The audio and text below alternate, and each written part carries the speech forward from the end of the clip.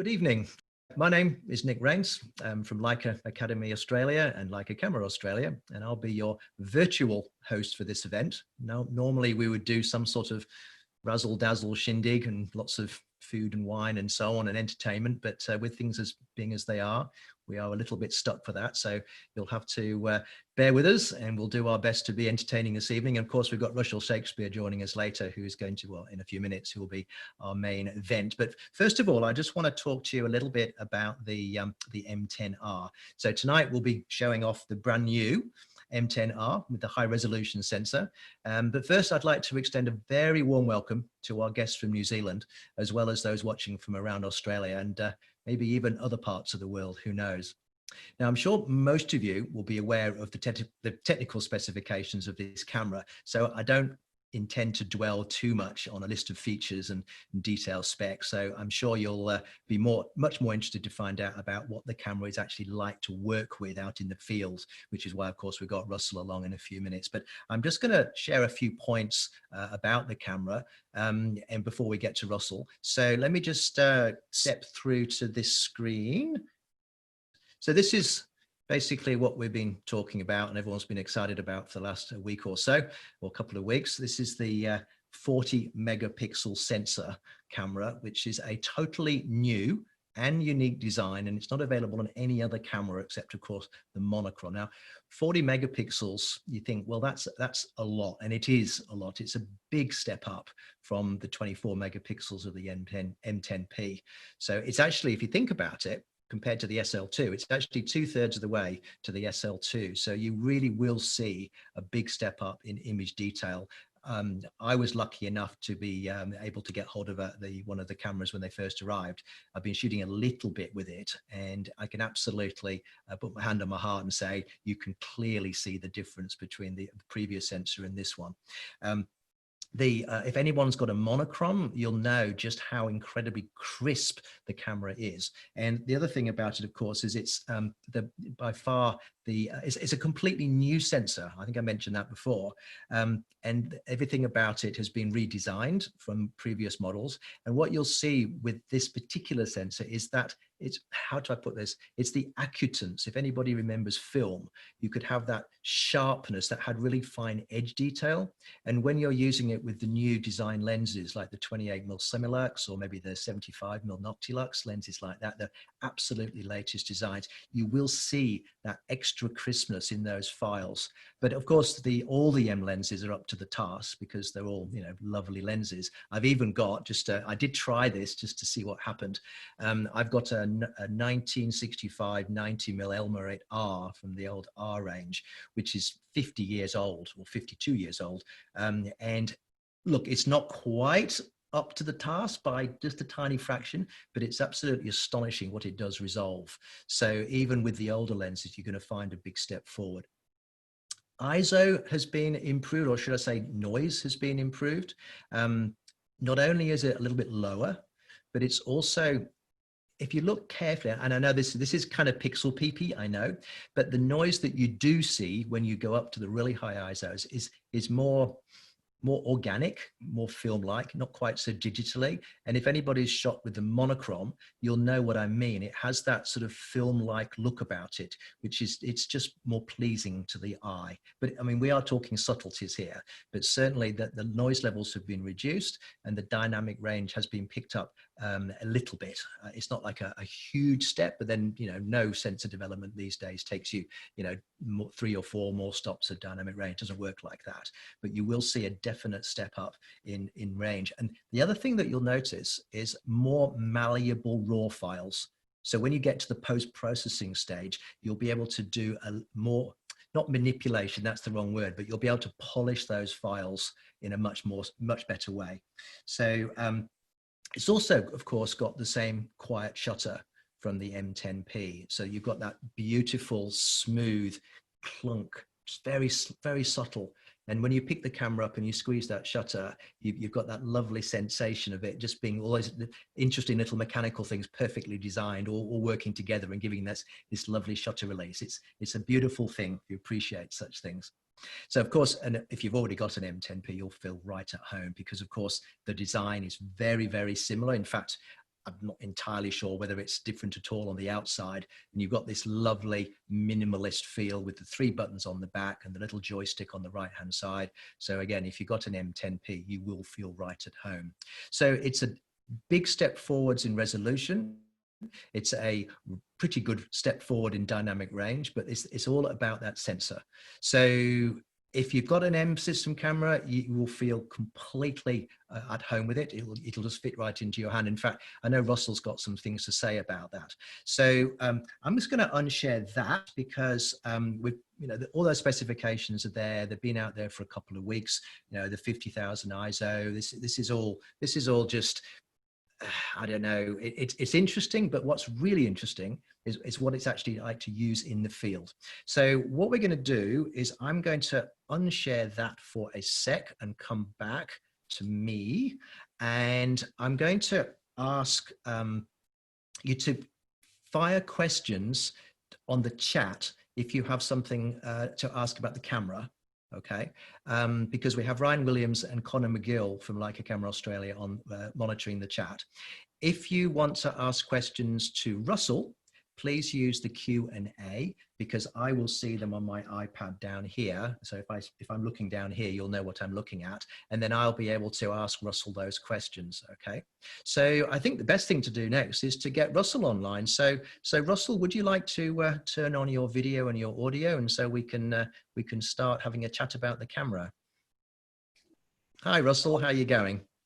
Yeah, good. Good stuff. Good to see you. That's good. How are you doing there? Are you busy at the moment, or are you still mostly working from home? Well, actually, I have been busy this week. Yeah, I had 3 weeks this week. Previously, it's been a little, I had a lot of stuff cancelled due to COVID, but things have started to pick up, which is great. Yeah. So Russell's been I'll tell you what I'll do. I'll get you to introduce yourself because you've had a very varied career, like a lot of us sort of more senior photographers. Can I use that expression? So rather than me try and remember what you told me to say, why don't I get you to introduce yourself? Just maybe let us know a little bit about how you started and then where you've come to now and the sorts of work that you do. Okay, so I started over 25 years ago in the industry. I went to art college. I failed art college. Well, I didn't fail. I had a really serious car accident the first year and I had to defer for a year. I never went back. I discovered what I wanted to do, which was to tell stories. So yeah, my relationship with the M probably goes back 25 years.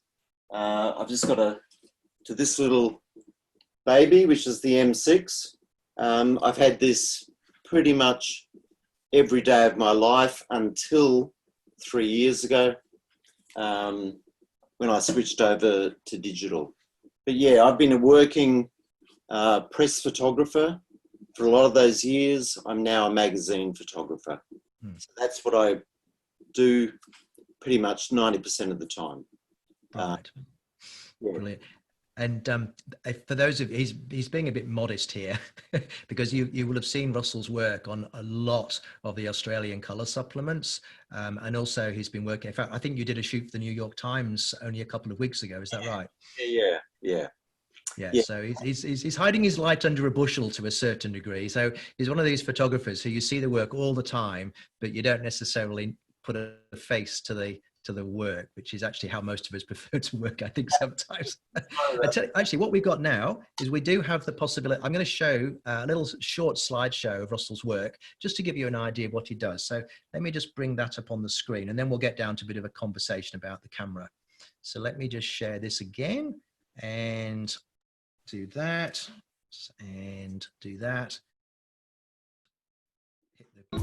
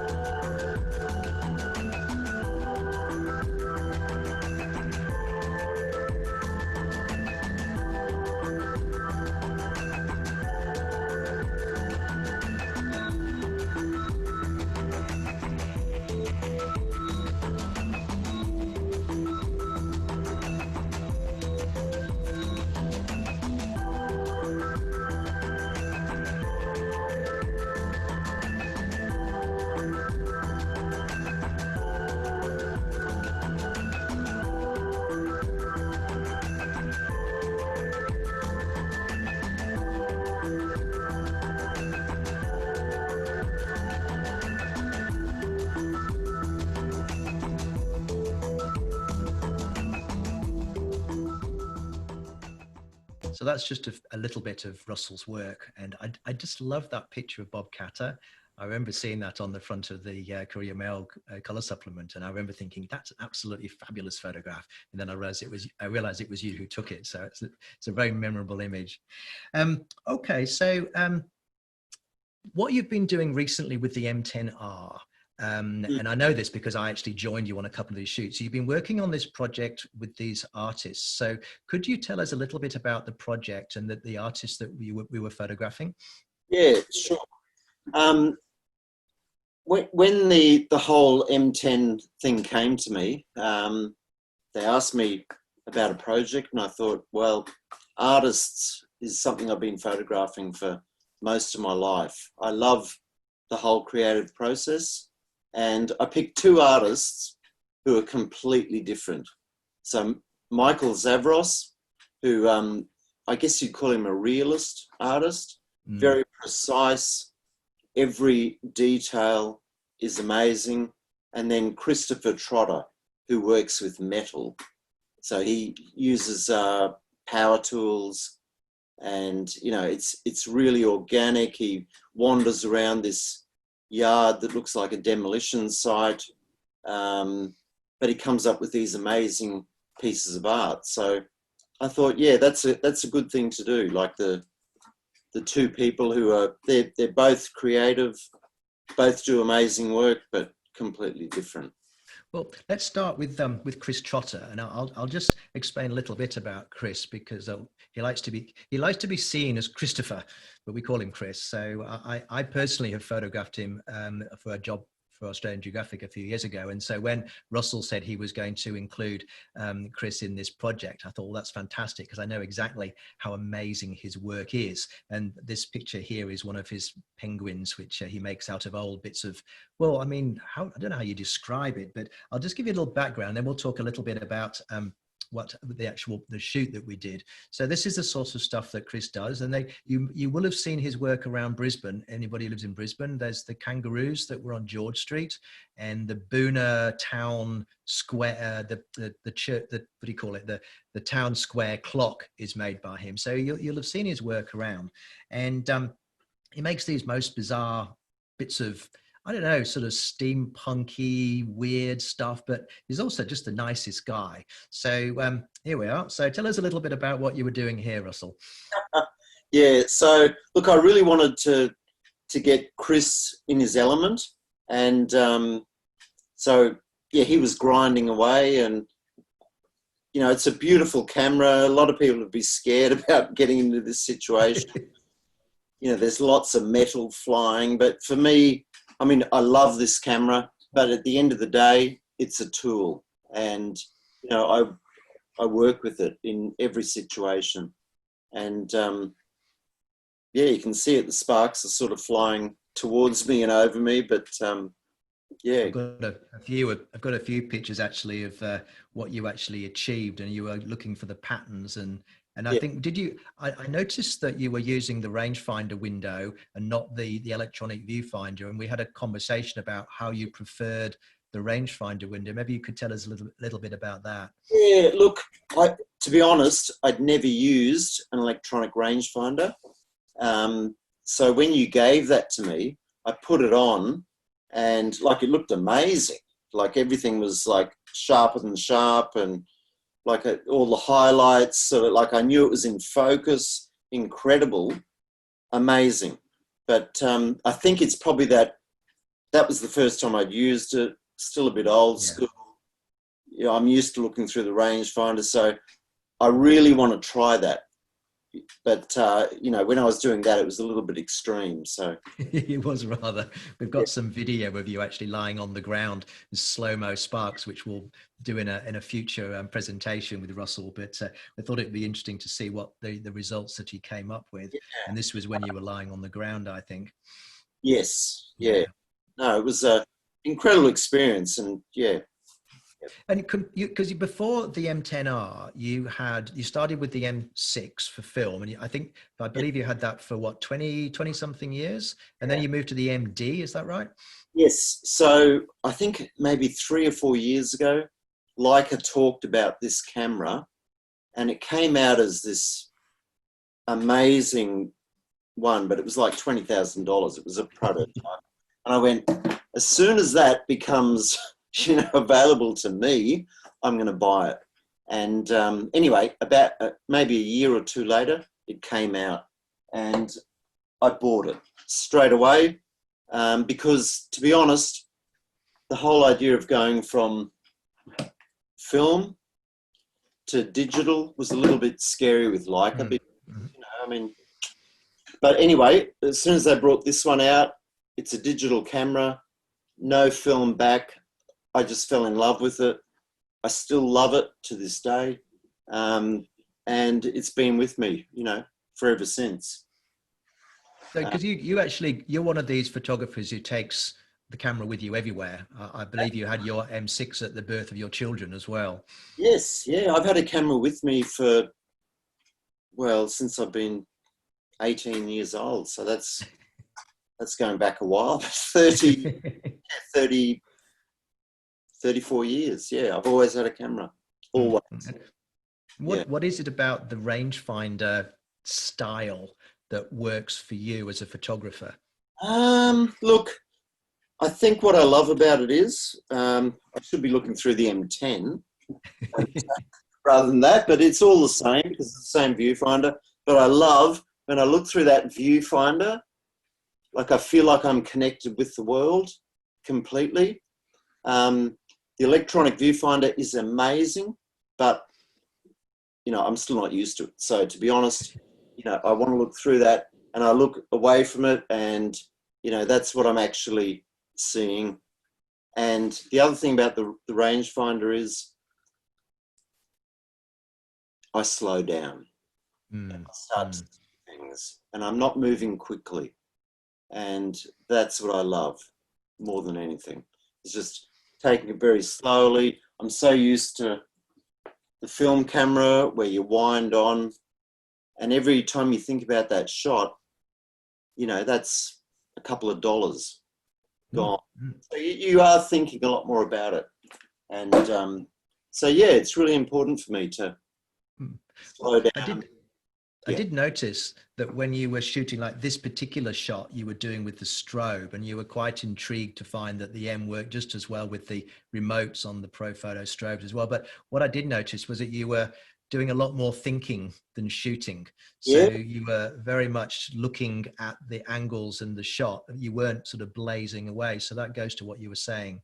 Yeah. And look, to be honest, I've never been a screen person, but I've fallen in love with this because for this sort of shoot, which, I'd put down to like a magazine shoot, I can actually check how I'm going along the way. And I don't like to do that.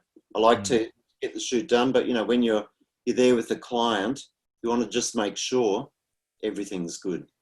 Yeah. Yeah. Well, it's also, I don't know whether you would agree with this, but I found it, I'm not talking about myself, but do you find it useful to be able to show your subject what you're getting and then evolve the shot in cooperation with them? Absolutely, yeah. And we did this with Chris's shoot completely. Yeah, absolutely. Yeah. And having the screen on the back is obviously a major benefit. Yeah, absolutely, yeah. And there's so many things about this that like I've never been able to do. So yeah, it's been it's a new journey for sure. Now we've got there was a question popped up, but I think one of my colleagues has answered it about the sync speed, which is 180th of a second on this particular camera. Okay. And now with the strobe lighting, I've got another picture here that you took. Are you finding that the M is working well with the zoom, with the strobes, or is it just like any other camera, or is it anything about it that works better or not so good? Look, it worked perfectly. Okay. I think, maybe we'll see it later. I'm not sure. But my first shot with the strobe, I took a light meter reading, still old school because I'm used to film. But no, it was perfect. Yeah. It's like no good at all, except, I was manually focusing. And are you seeing when you these pictures that we're looking at now are super high contrast. So when you got those images back to your office, which is where you're sitting now, did Yeah. you see? Are you seeing quite clearly that the difference between the MD and the M10R in terms of detail and shadow information and so on? Oh, absolutely. Yeah. Yeah. Completely different. Like I've gone from this one, which I still love to the bottom of my heart, 23, I think it's 24. I'm not sure. I'm not really megapixels, but you know, I've always been happy with that. But yeah, I can completely see, especially when I start blowing it up, extra detail. Yeah. Excellent. Amazing. Now, this was a shot that I thought was very clever of yours, because this is one of Chris Trotter's sort of signature pieces, and the yellow shipping container has been at his place for a long time. But I think you came across this shot by a bit of luck, didn't you? You just saw it and then we set it up. Oh, completely accident, yeah. Because I wanted to photograph Chris in front of that, and I actually got him up on the container, I think the week before you came. And he was, you know, doing a bit of maintenance on that machine. And anyway, when you came, he was actually moving something across, like dragging something from here to there. He was in the shadows, just out of the light. And I looked at him and went, oh my goodness, that's the picture. So I said, can you actually do that again? And we did it a few times, but to be honest, I think the first one was the one. I think you're right, because his wife said that she recognized the chin and the nose. Yes. Yeah. And I love it. You're like, I just love it because Chris is, I mean, amazing guy, but he sort of has this little bit of, you know, quietness about him, a little bit of history, and he loved it. Like I showed it to him and he went, mate, that's me completely. Yeah. All right, so that was Chris Trotter, and then I've actually reversed this. We shot them the other way around. Not that it really matters, but sure. Michael Zavros is one of these artists who seems to be able to do anything. It's quite bizarre. Maybe you could just tell us a little bit about Michael's work and career. Yeah, so Michael Zavros. I've sort of photographed him over the last 10 or 15 years. When I first met him, he was sketching on this wall for an exhibition, and I just went, oh my goodness, you know, this guy's a freak. And over the years, I've since learned that he's much more than a freak. He's like amazing. He's an incredible painter, a sculptor, a drawer, like everything he does, like it blows my mind. So this actual piece, I've just got that we photographed for him. He was doing a series of photographs, and he'd got this mannequin that he'd bought, and then he'd molded a head, small, and then got it printed out in 3D. And it's for an exhibition that he's got coming up, and it's called A Guy Like Me. And that's Michael, who he calls Dad. So yeah, we just photographed Michael with his alter ego in various places. He was setting up shots for his upcoming exhibition, and so we documented that. And I also documented him, you know, doing his fine art painting, which is kind of mind-blowing. Yeah. It was actually really quite surreal. And I've just got there's another question popped up here from David Lloyd, wondering how the strobes were fired. And I can just answer that one, is that you simply put the remote control on the top. The hot shoe works absolutely fine. We're just on full manual. So we were very pleased with the way it worked. In fact, it worked just straight off the bat, didn't it, Russell? Yeah, and we should mention that actual strobe, that's the generic one. So if you go into the to the Pro Photo, I think you can buy one for particular type of cameras, and so you can shoot TTL and high speed sync, all that sort of stuff. I'm not interested in any of that. Uh, so the generic one will work on any camera. So that's and that's what we're seeing in this picture here, actually, and it's giving you a pretty good idea of what we were shooting. Now, which lenses are you mostly using on the M10R? Well, the 50. And this is a really interesting thing, because the M6, I got it with the 28. I used the 28 for over 20 years. And when I got the MD, I thought, I want the 35. And then I kept looking at all my shots with the 35, and I'm going, actually, I seem to keep just wanting to get a little bit closer. And I'd always been a bit scared of the 50. So when I got the M10, I went, bugger it. It's time for the 50. I'm a grown-up. I am over 50. And I'm absolutely loving it. Yeah, okay. That's like, it's not coming off the camera. That's the way to go. I had to apologize to David Lloyd for the question. I didn't quite read all of it. It was in the corner of my eye, and he wanted to know if you can use the flash trigger and the EVF together. No, you can't, unfortunately. So, but what Russell was saying earlier was spot on. He's using the rangefinder window, and there's the EVF probably doesn't give you a huge advantage in the circumstances where you're working with strobe, because you've got the time to get that focus critical. But no, unfortunately, you can't use them together unless Connor knows otherwise. But as far as I'm aware, you can't do that. The live view. Yeah, now you can use the live view on the back, but yes. I'm talking about the visor flex on top. It occupies the same PC socket, hot shoe socket, so you can't do that, unfortunately. This is what Russell was talking about with the mannequin, and it was quite surreal, wasn't it? Yes.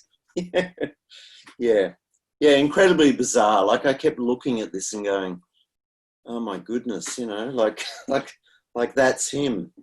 But yeah, and that's Michael's painting, obviously, behind him, and the ones on the right. So, yeah, very talented person. You said something when you were there, when we were in conversation, about really enjoying working with creative people. Do you find that you get inspired by them, and it's like a positive feedback loop sort of situation? Absolutely, yeah. The thing that I've always known it, because artists understand the creative process. Businessmen think it gets done in a minute, because or maybe half a minute.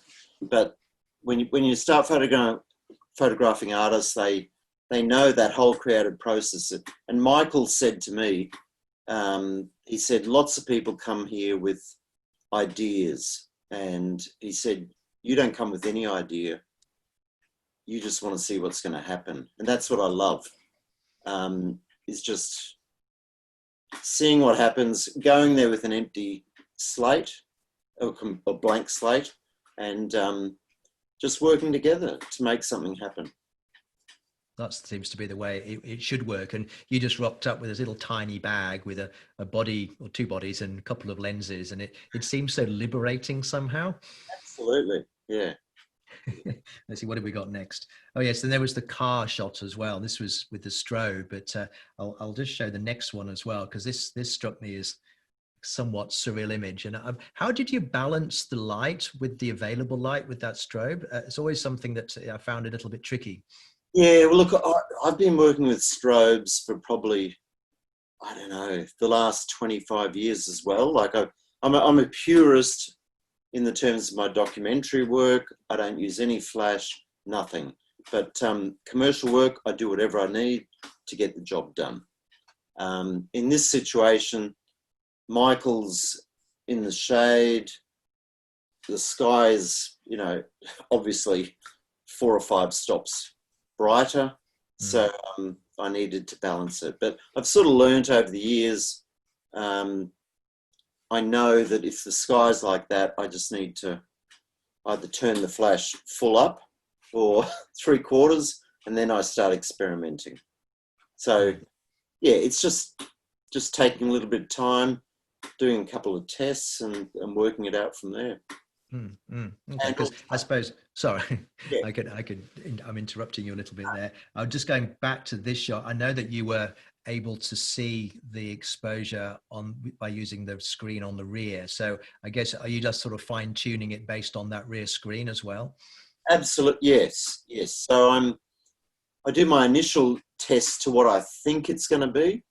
So full power, I might be going f16 or something, and then unlike the MD, I couldn't do this sort of shot. But with this one, yeah, I check the back of the screen and tweak it from there. Excellent. All right, let's see what we've got coming up next. Now, there were some other pictures that you took that were just more free-form images as part of the broader story. Maybe you could tell us a little bit about the background to these images. Yeah, okay. So apart from Michael being this, incredible artist, he's also an amazing horseman. And if you actually look on his site, you'll see that horses have always been a part of his inspiration. He hasn't always had horses. So in the last couple of years, him and his daughter have bought these horses, which they're riding every day. And when we were talking about this whole project, he was telling me, I was asking him, like, what do you do? Like that whole creative process, how do you relax? Because it's always in your brain, you're always thinking. And he said, I go horse riding.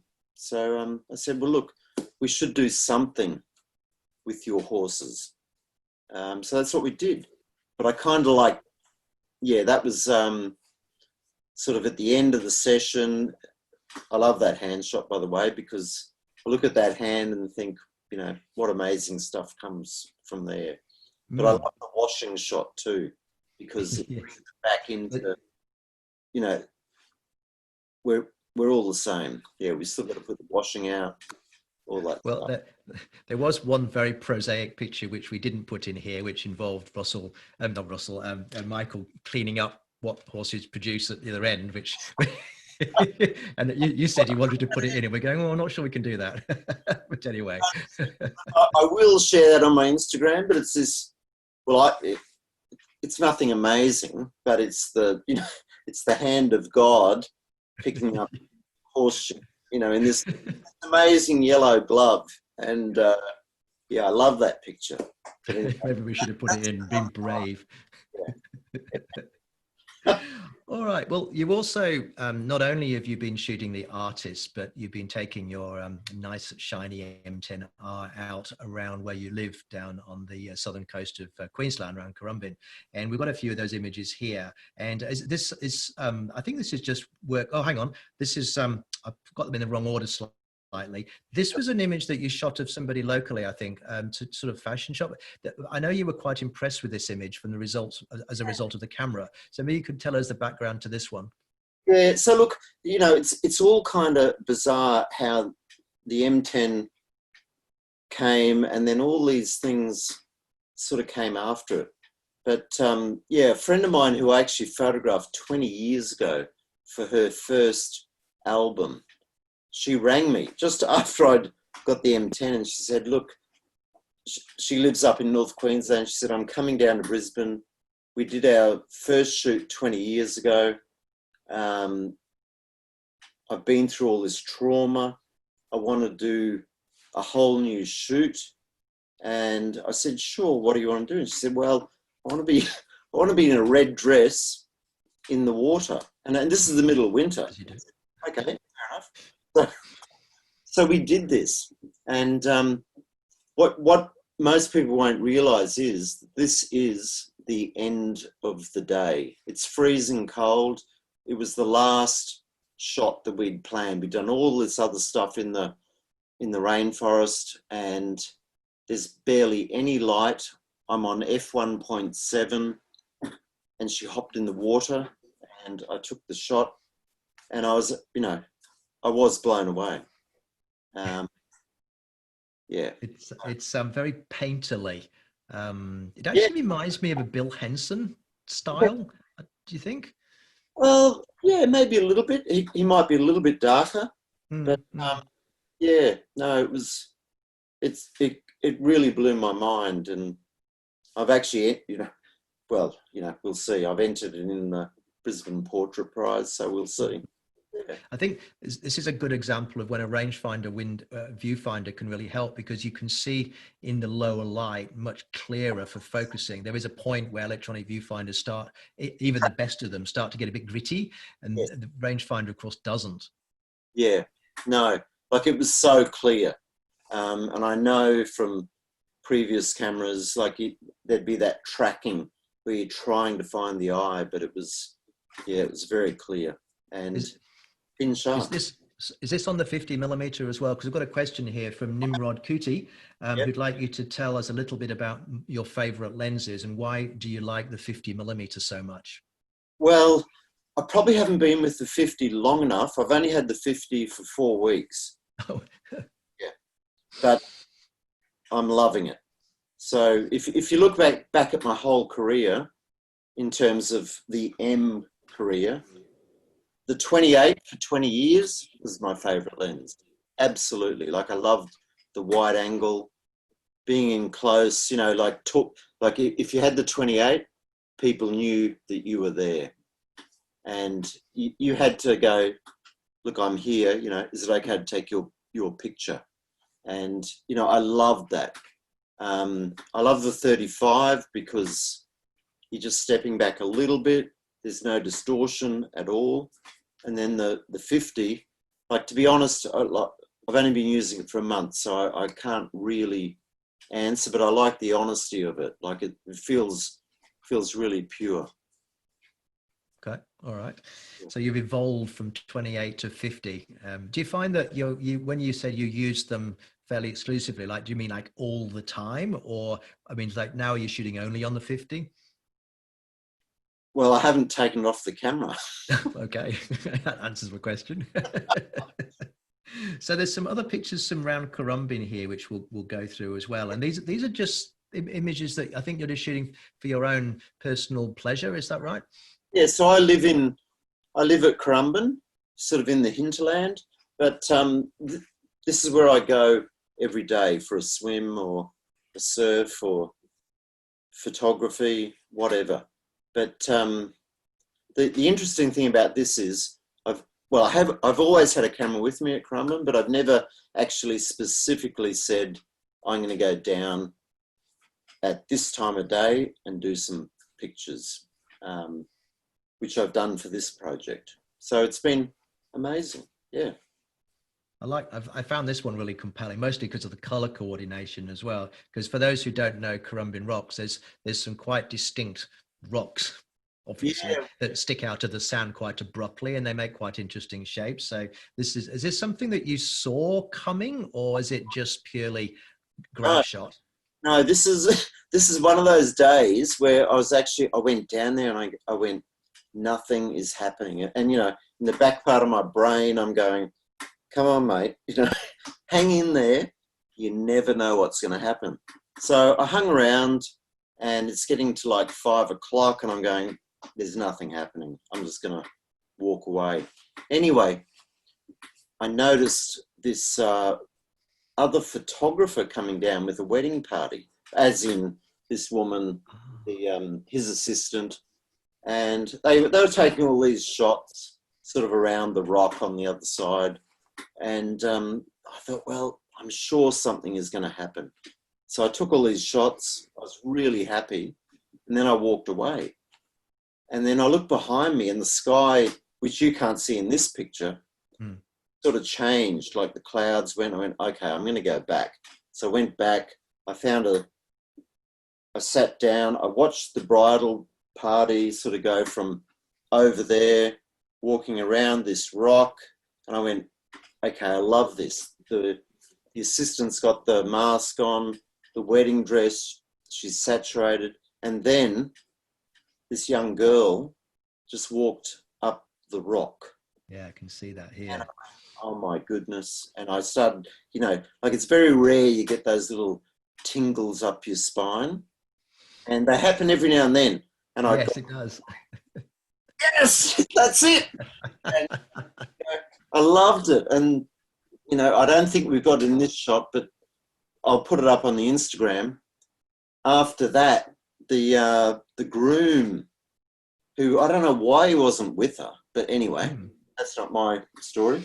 He was walking across the same thing, but in a beautiful suit and, you know, shoes completely saturated, but like, yeah, it was amazing. And I was so ready to walk away 15 minutes earlier. That just goes to show, doesn't it? You may remember those of you who watch these webinars regularly, we had Craig Semetko a couple of weeks ago, and he has this big thing about serendipity and being open to experiences and things happening. Well, this is a pretty good example of that. I've got a question here from Ken Wang. Hi, how do you focus at f1.7 or f1.4 for an off-center shot of the red dressed lady with such a shallow focused lens? So I guess the question is, because it's a rangefinder, it's in the middle. How do you go focusing with an off-center subject? Oh, really easy. Yeah. So I'll do it with this because it makes more sense. Okay. I'm looking at that frame, and then I'm seeing, and this is the other beautiful thing about the 50 that I've never got with the 28, is I have a little bit of room on either side because of the lines. So if I'm looking through that viewfinder, I can see what's coming towards it. So I'm watching what's on that side before it actually hits the 50mm viewfinder lines. So I'm focusing already on that person, and I'm just waiting, bang, till it to the right spot. I'm glad you brought up that point about the fact that you're looking through the bright lines at 50mm, but you're seeing 28mm. I think Ken was actually referring to the previous picture, this one, because the lady's face is way off center, but of course your focusing is in the middle of the viewfinder, which makes it a bit tricky. So are you focus recomposing? Yes, so always, like whenever I shoot a portrait, it's the eyes. I always focus on the eyes and then move back. Right. Yeah. Okay. And then obviously there's a lot of very, very healthy, fit young people down there, which makes me feel very old. This is awesome. This is a classic story too. I don't know if we've got time. But I was doing my morning walk, actually just after I got the M10, and I went for this walk. 2 days later, this guy stopped, and I'd never met him before in my life. And he said, did I see you? We didn't even introduce ourselves. I said, did I see you walking with a Leica? And I couldn't say, well, yes, it was a Leica. You know, this is like under wraps, but it was the M10. Yes. And anyway, he went to tell me this big story, how he used to be a photographer here and there, and he's, you know, somebody gifted him a Leica, and then 2 days later he said, look, can I introduce you to this beautiful pair of people who are these acrobat artists. So that's how this all came about, like just from walking with the Leica. Yeah, well, you do get spotted by the people who recognize such things. It is so interesting. Because I live in a rural area where, you know, I rarely see, I might see 3 cars go past on my walk. But anyway, one of them spotted me, and that's the end result. This is the last picture that we wanted to finish with this one. I presume this is the same people, is that right? But it's very dynamic. Yeah, so what happened here, he introduced me to this couple. I had a look at their site, at what they did, and they do this incredible thing where they sort of flick each other around. He lifts her up with his feet, and then she does a flip, and she, you know, I can't even go there. But no. Lands, and he flips her up again. Anyway, I was watching this online. I'm going, you know, I'm really interested in that little bit of connection where they've let go of each other, but there's that incredible trust. And actually a really difficult shot to get with a rangefinder, because there's no autofocus, but, you know, I sort of focused on his feet and thought, well, he's got to be there for when she does the flip to turn around. And yeah, I love that picture. Yeah, yeah, I do too. It's really, really cool. I think that is a great example, the way you just described that, of anticipating where the action is going to be for something that's happening in a repeated fashion, so you can work out in advance. Because autofocus, I don't think would help you here either. I think you're better off with manual focus, to be honest. Where to focus, and mm. yeah, at all, because where do you set it to? Yeah. Well, that is the last picture of the set. So I'm going to just unshare my screen so we can hopefully, if you're in gallery view as you are looking at the screen, you should hopefully see us side by side. I just wanted to ask you one other thing, because there was a comment you made when we were doing a little interview about your first impression of the M10R when you picked it up, having had quite a lot of experience with the previous models. And you said something about it being an old friend. Yeah, and look, I didn't make that up. Like, it might sound like I'm a fanboy and all that stuff, but it's the actual truth.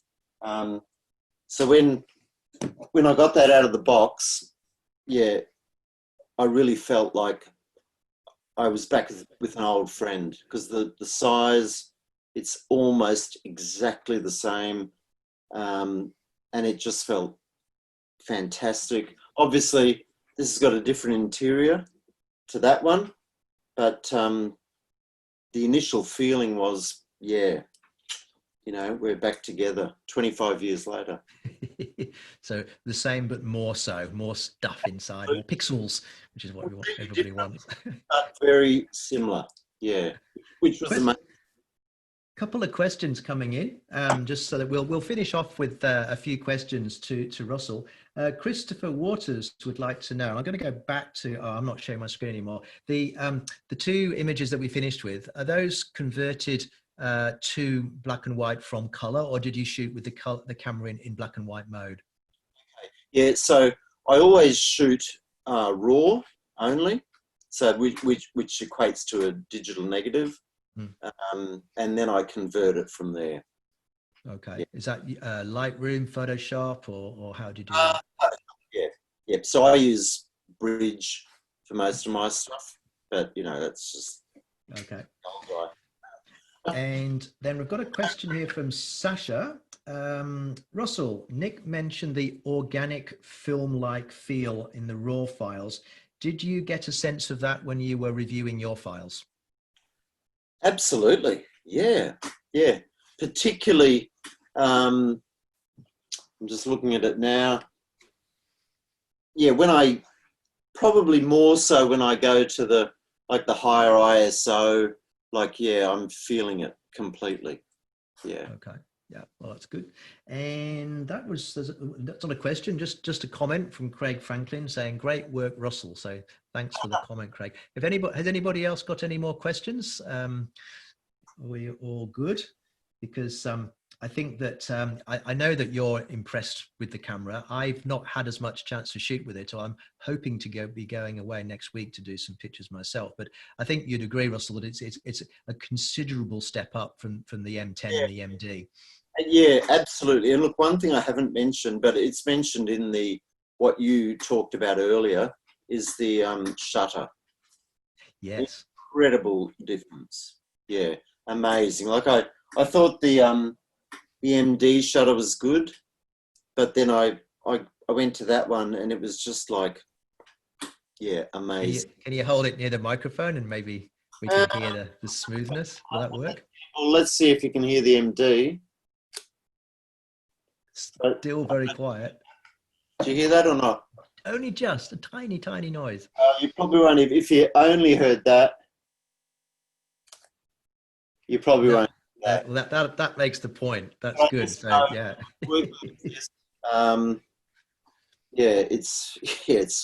It's amazing.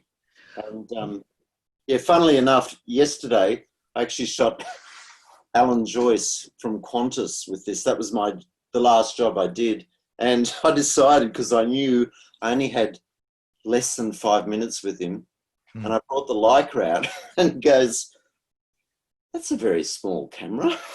And I said, "Well, it might look small, but it's actually got 40 megapixels."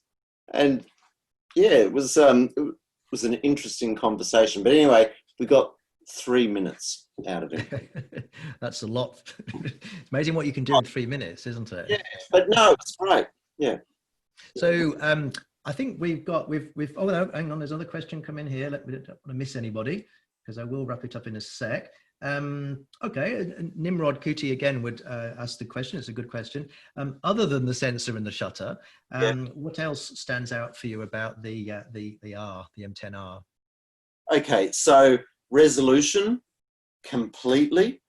I sort of said before, you know, I'm not worried too much about resolution in terms of my personal work, but commercially, which is what, you know, I'll use that personally and commercially. It just gives me that extra room for double page spreads. Size as well, as I mentioned before, the M6, like, it feels so much better. Okay. And then Vincent Ip is asking, did the much higher dynamic range help you with your shots? Much more picture-worthy situations? Oh, look, probably more so in the shadow details. If you look at that the second last shot of the acrobats on the beach, that was basically... I'll put it on the screen, actually, since you're talking about it. Let me see if I can just go back to there, and we've just got to get the right screen. That one. Yeah, so if you look at that, like, it's hard to believe, but that's backlit. It's almost sunset. They were completely in shadow. And so for me to get that out of that picture, like it literally blew my mind, because I was thinking they're just going to be a silhouette. Well, I didn't realize that was like as backlit as you say, because when I saw it, I thought, oh, must be some light reflecting from somewhere. But no, well, that's fantastic. Off the sand and all that sort of stuff. But yeah, that kind of blew me away. And even the guy in the back with the surfboard, you can see, like, there's details in there. So yeah, that. Okay. I'll just stop that and go back to us. So is there any sort of comment you'd like to just make about the M10R in particular, or and also, that's part one, and then part two is what's next for Russell Shakespeare? Oh, I love that question. I never know. Yeah, that's the thing with being a freelancer. Like, every day is a new adventure. I don't know. I mean, we all hope that COVID goes away, and love to get back to India with the M10. That's probably what I'd love to do the most. I've been 30 years on that project, so it'd be nice to take the new girl over. The new girl. Yeah. And another interesting thing too, like with that project, I only take one camera with me, so, which will be a little bit hard, but next time I'll leave the MD at home, I'll leave the M6, and I'll just take the M10, and maybe just. We'll have to sell you another one, so you've got two bodies. Actually, there's one more question come in from William Woon. What's your strategy for getting sharp, steady shots with the higher resolution of the M10R? I guess what William's getting at is the higher the sensor resolution, the easier it is to see shutter a camera shake. So do you have a strategy for getting a steady picture at all? Not really. No. I mean, I guess I just tend to shoot using my arm as a tripod. So, you know, I sort of use that like three thing. So I'm just positioned in like that, rock solid. I sort of don't go down beyond a second, but I haven't tried it further than that. But it seems to work okay. Yeah. Okay. I'm going to paraphrase an old expression. It's amazing, the more you practice, how much sharper your pictures get. Yeah. Oh, another picture. There's another question from Nimrod here. He's on fire, is old Nimrod. Actually, it's not a question. He's just saying that he bought a book that I suggested a few weeks ago. So, and that, you know Sebastião Salgado's work, presumably? Yes. Yeah. Yeah. Have you got his Genesis book? I have. Yeah, well, there we go. Nimrod's was saying that he bought that book after a conversation we'd had, so he's very much enjoying it. So it's pretty awesome. Wonderful book. Yeah, huge inspiration. Love his work. All right. Well, I'm going to call that a night. It's almost 8 o'clock. Is there anything that you'd just like to sum up with about the camera or anything like that? Look, all I can really say is, like, I really love it. I've worked with them for 25 years, and yeah, it's always been the camera of my choice. Yeah. Okay. That's all I can say. All right, that's a pretty good sum up. So look, thank you so much. And please check out Russell's work on his website. There's some amazing stuff there. And every time you see a Sunday Supplement Color magazine or any other places, you'll probably see Russell's work as well, taken on the Leica M10-R. So ladies and gentlemen, thank you very much for taking part. And I hope there was some inspiration there from Russell. We do have a webinar coming up next month, which Russell will be taking part in, much like we've done this evening, but getting it more into specifics about magazine photography and those sorts of images with the strobe and just that sort of portrait photography. So you might want to join us for that as well. But in the meantime, the M10R is out there in the stores now. And thank you so much for taking part. And I'll say goodbye for now. Thanks, Nick. Bye. Okay. Good night, everybody. Bye.